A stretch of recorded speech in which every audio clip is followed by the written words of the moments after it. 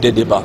En tout cas, à l'allure où les choses vont, nous sommes convaincus que la 7e République fera la différence par rapport aux autres républiques. Mis au banc des nations sous l'éphémère 6e République, les parlementaires nigériens fréquentent désormais les grands forums internationaux et portent la voix du Niger.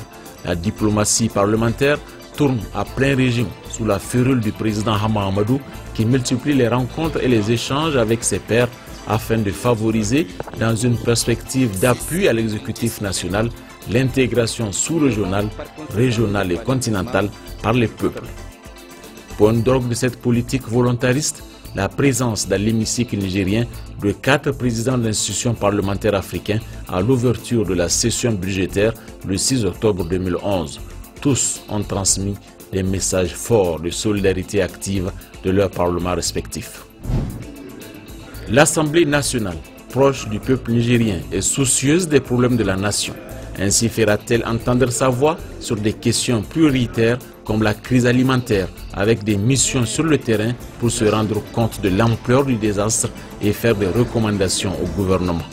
Autre préoccupation, la situation au port de Cotonou, en République du Bénin, principal débouché maritime pour le Niger, où les opérateurs économiques nigériens subissent d'innombrables tracasseries dans l'exercice de leurs activités, au point de décider d'un boycott.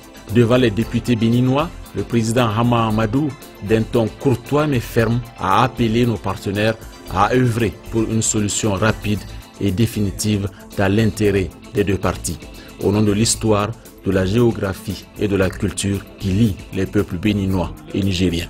Ce qui concrètement matérialise le mieux nos relations économiques sont d'un côté le port de Cotonou et de l'autre le chemin de fer de notre organisation commune OCBN.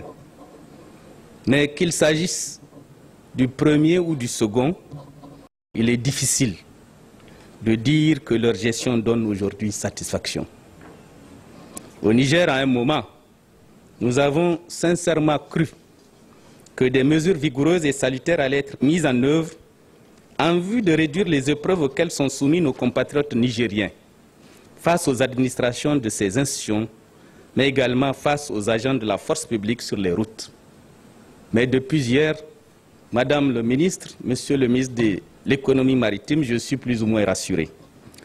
Le président Yahi Boni ne déclarait-il pas en effet lors d'une visite qu'il effectua au port et devant les employés du site, le port de Cotonou est celui du Niger. Cela nous a beaucoup réconfortés. Mais dès lors, nos opérateurs économiques s'attendaient à bénéficier d'un traitement au moins équivalent à celui réservé aux citoyens béninois. Or, même s'il faut reconnaître que des améliorations sont perceptibles à cet égard, les problèmes de fond pour ces commerçants nigériens semblent être loin d'être résolus.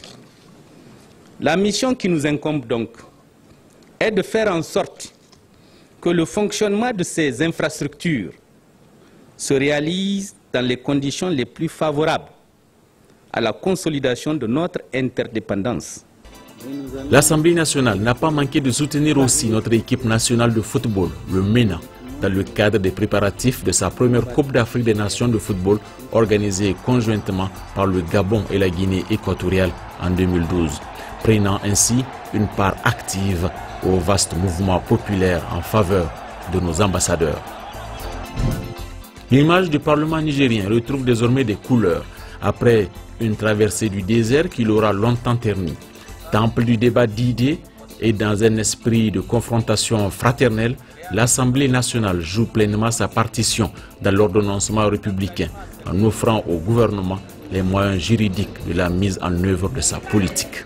Les 5 groupes qui participent à la vie parlementaire sont partagés entre une majorité qui gouverne en s'imposant des normes de rigueur et d'éthique politique et une opposition déterminée à faire respecter les principes et les règles de l'état de droit. Nous, en tant qu'opposition parlementaire, nous avons estimé que dans le sens de l'intérêt national, nous allons inscrire notre travail parlementaire dans le sens du soutien de tout ce qui va dans le sens de l'intérêt général. Et c'est ce que nous avons fait et nous continuons de faire. Et nous pensons que de ce point de vue-là, effectivement, nous avons joué le rôle qui est le nôtre. Nous avons essayé, autant que faire se peut, n'est-ce pas, de restaurer l'image du Parlement nigérien. Parce que avec le président Hama Amadou, nous avons essayé justement de restaurer cette image par le travail qui est abattu au cours de ces 12 mois. Il l'a rappelé récemment à l'occasion de l'ouverture de cette session et à chaque occasion aussi, l'exécutif le dit. Je crois que le président de la République en personne, lors de la présentation des vœux du nouvel an, il a félicité le Parlement et de féliciter aussi le président Hama Amadou qui le dirige. Même les épreuves attendues avec beaucoup d'appréhension par l'opinion nationale, à l'image du débat relatif à la demande de levée de l'immunité parlementaire de certains députés à l'occasion de la première session ordinaire 2012, tout comme celui de la motion de censure, ont été gérés sereinement et en toute responsabilité dans le respect scrupuleux des règles et lois de la République. On était loin de la foire d'empoigne redoutée par certains. L'exercice parlementaire se décline de moins en moins dans les carcans des clivages politiques avec une majorité et une opposition soucieuse principalement des intérêts du Niger. Ça a été vraiment une expérience démocratique à mon avis totale et je ne peux que me réjouir d'avoir été présent à cette étape de l'histoire de notre pays et féliciter sincèrement les honorables députés de la qualité du travail qu'ils ont accompli, des lois soumises par le gouvernement. Ça a été forte, avec une opposition constructive qui, chaque fois que de besoin, n'hésite pas à dénoncer ce qui lui paraît aberrant.